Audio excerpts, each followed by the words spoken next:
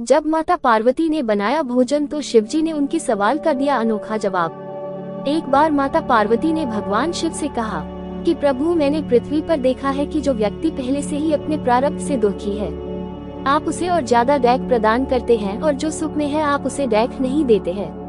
भगवान ने इस बात को समझाने के लिए माता पार्वती को धरती पर चलने के लिए कहा और दोनों ने इंसानी रूप में पति पत्नी का रूप लिया और एक गांव के पास डेरा जमाया। शाम के समय भगवान ने माता पार्वती से कहा कि हम मनुष्य रूप में यहाँ आए हैं, इसलिए यहाँ के नियमों का पालन करते हुए हमें यहाँ भोजन करना होगा। इसलिए मैं भोजन की सामग्री की व्यवस्था करता हूँ, तब तक तुम भोजन बनाओ। जब भगवान के जाते ही माता पार्वती रसोई में चूल्हे को बनाने के लिए बाहर से ईंटें लेने गईं और गांव में कुछ जर्जर हो चुके मकानों से ईंटें लाकर चूल्हा तैयार कर दिया।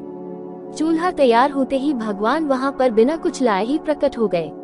माता पार्वती ने उनसे कहा, आप तो कुछ लेकर नहीं आए, भोजन कैसे बनेगा? भगवान बोले, पार्वती, अब तुम्हें इसकी जरूरत नहीं पड़ेगी।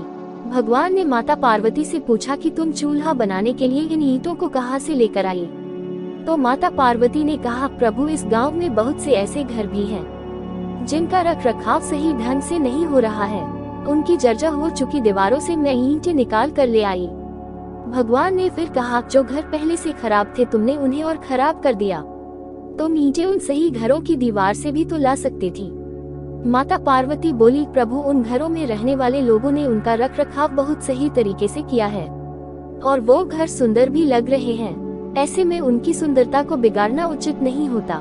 भगवान बोले, पार्वती, यही तुम्हारे द्वारा पूछे गए प्रश्न का उत्तर है। जिन लोगों ने अपने घर का रख रखाव अच्छी तरह से किया है, यानी सही कर्मों से अपने जीवन को सुंदर बना रखा है, उन लोगों को डैक कैसे हो सकता है? मनुष्य के जीवन में जो भी सुखी है वो अपने कर्मों के द्वारा सुखी है और जो दुखी है वो अपने कर्मों के द्वारा दुखी है। इसलिए हर एक मनुष्य को अपने जीवन में ऐसे ही कर्म करने चाहिए कि जिससे इतनी मजबूत व खूबसूरत इमारत खड़ी हो, कोई भी उसकी एक ईंट निकालने न पाए। प्रिय बंधुओं व मित्रों, यह काम जरा भी मुश्किल नहीं है।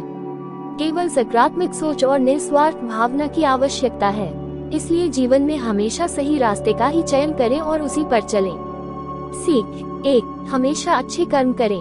2, जीवन में हमेशा सही रास्ते का चयन करें।